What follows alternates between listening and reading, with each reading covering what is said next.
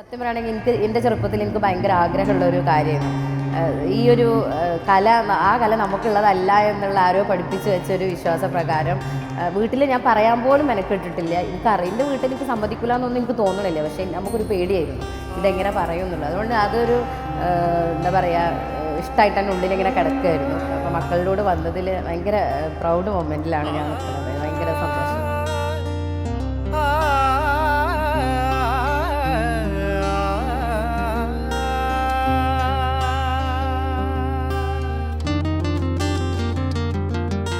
Kottakkal Rajas higher secondary സ്കൂളിലാണ് പഠിക്കുന്നത്. ഞങ്ങൾ കോട്ടക്കൽ തന്നെയാണ് ഞങ്ങളുടെ പ്രദേശം.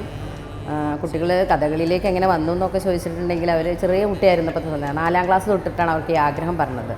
പാഠഭാഗത്ത് നിന്ന് വന്നൊരു ഇൻസ്പിറേഷൻ തന്നെയാണ്. അവർ പഠിച്ച ഒരു ഭാഗത്തുനിന്ന് അവർക്ക് ഇങ്ങനെ വന്നു. അപ്പോൾ അവിടെ സ്കൂളുകളിൽ അവരുടെ സ്കൂളിൽ ഇതുപോലെ കഥകളി ആശാനെ കൊണ്ടുവന്ന് അതിനെക്കുറിച്ചൊരു ചെറിയൊരു വിശദീകരണമൊക്കെ ഉണ്ടായിരുന്നു. അപ്പോൾ അവർ ഭയങ്കര ആ കഥകളൊക്കെ കേട്ടപ്പോൾ ഭയങ്കര ഇഷ്ടമായി. അപ്പോൾ അവർ വന്നിട്ട് നമ്മളോട് ചോദിച്ചു ഇങ്ങനെ നമുക്കത് പഠിക്കണതിന് കുഴപ്പമുണ്ടോ, എനിക്ക് നല്ല ആഗ്രഹമുണ്ട്.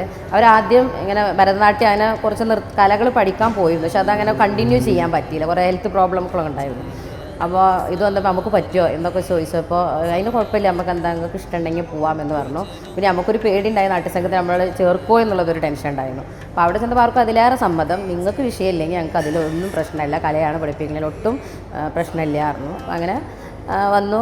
അപ്പോൾ അവർ നമ്മൾക്ക് പറഞ്ഞു സമൂഹത്തിൽ ചിലപ്പോൾ ചില പ്രശ്നങ്ങളൊക്കെ ഉണ്ടാവാം, അപ്പോൾ അതൊക്കെ തരണം ചെയ്യാൻ ഞങ്ങളെ കൊണ്ട് കഴിയുമോ, നമുക്കൊരു വിഷയമല്ല, ഞങ്ങളെ കുടുംബത്തിൽ അങ്ങനത്തെ ഒരു പ്രശ്നമുള്ള കാര്യമല്ല, നാട്ടുകാർ പറയുന്നില്ല എന്ന് തന്നെയാണ് ഞങ്ങളുടെ വിശ്വാസം. കാരണം നമ്മുടെ കോട്ടക്കൽ അങ്ങനെയുള്ളൊരു പ്രദേശമല്ല, നല്ലൊരു ആളുകളുള്ളൊരു സ്ഥലം തന്നെയാണ്.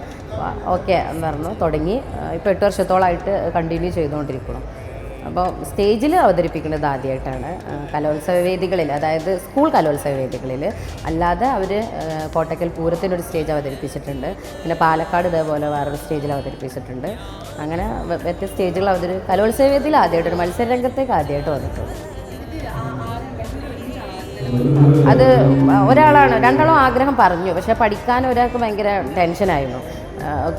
എനിക്ക് വേണ്ട എന്നുള്ളൊരു അഭിപ്രായം, നിർബന്ധിക്കാനൊന്നും പോയില്ല. ഒരാൾ പറഞ്ഞു എനിക്ക് എന്തായാലും വേണം. അങ്ങനെ ആദ്യം തുടങ്ങിയത് ട്വിൻസാണ്, പക്ഷേ അതിൽ ഇളയാളാണ് ആദ്യം തുടങ്ങിയത്. അവളൊരു വർഷം കഴിഞ്ഞതിന് ശേഷം പിന്നെ ഇവൾക്കും തന്നെ എപ്പോഴും ഞങ്ങളിങ്ങനെ കൊണ്ടാക്കാനും പോകും. അപ്പോൾ അവിടെ കണ്ട് പരിചയമായപ്പോൾ എനിക്കും ചേരണം എന്ന് പറഞ്ഞ് 2ാമത്തെ വർഷം മുതൽ അടുത്ത ആളും ചേർന്നു. അങ്ങനെ തുടർന്നു. ഫസ്റ്റിൽ അരങ്ങേറ്റം ചെറിയവളതായിരുന്നു ഉണ്ടായിരുന്നത്. അത് കഴിഞ്ഞ് പിന്നെ കൊറോണ വന്നു, വലിയൊരു ഗ്യാപ്പ് വന്നു.